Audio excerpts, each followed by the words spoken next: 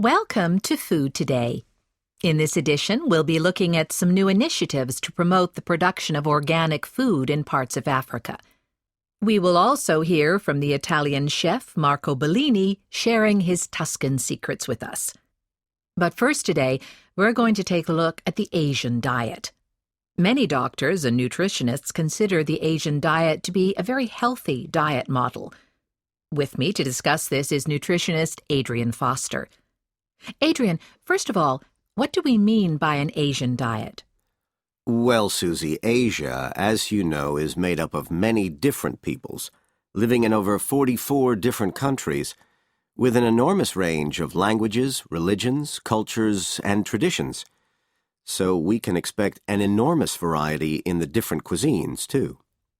So why do people make the claim that the Asian diet is a healthy model if it's so varied, including everything from sweet and sour pork to chicken tikka masala?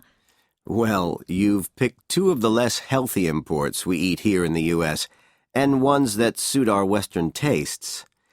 Your examples do highlight the diversity, however, and the way in which traditional food can be influenced and changed.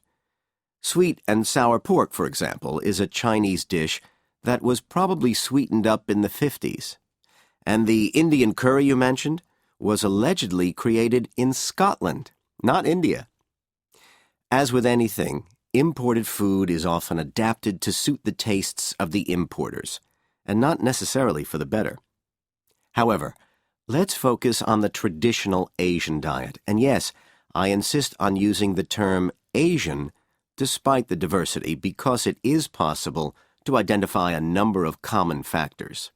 And in fact, it is the common factors in the many diets of what is more than half the world's population that we are interested in from a health point of view. That's a lot of people. Yes. There are about 3.5 billion people in Asia, and their diet across the continent is largely plant-based. They consume much less meat and dairy product than we do in our traditional Western diet.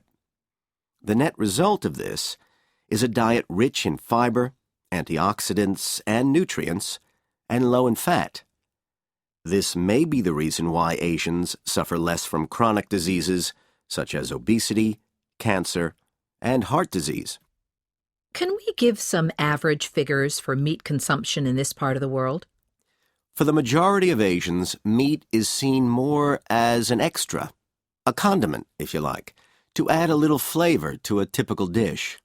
Eggs, chicken, and turkey are eaten a few times a week, but red meat is only eaten about once a month.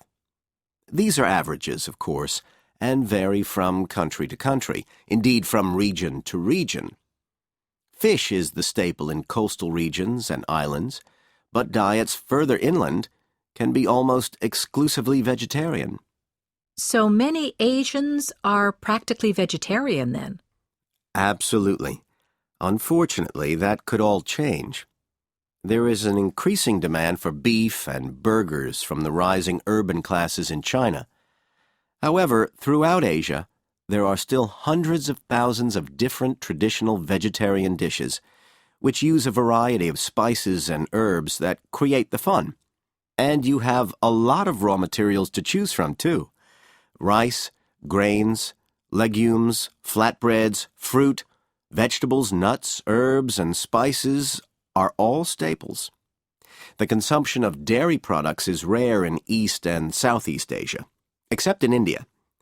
In addition, don't forget that they mostly cook with vegetable oils, whereas we've traditionally used saturated fats, such as butter and margarine. And there's something else they don't consume so much of in Asia. Can you guess what it is? Alcohol? Exactly. Although alcohol is consumed in some cultures, it is consumed much less than it is in the West. Tea, of course, is widely consumed. Recent research on both black and green tea suggests that tea may also contribute to reduced rates of chronic disease in Asia because it's rich in antioxidants. It looks like we have a lot to learn from Asians when it comes to diet. Adrian, thanks so much for that. We look forward to your piece on root vegetables next week. And now, how many of you have ever wondered just how organic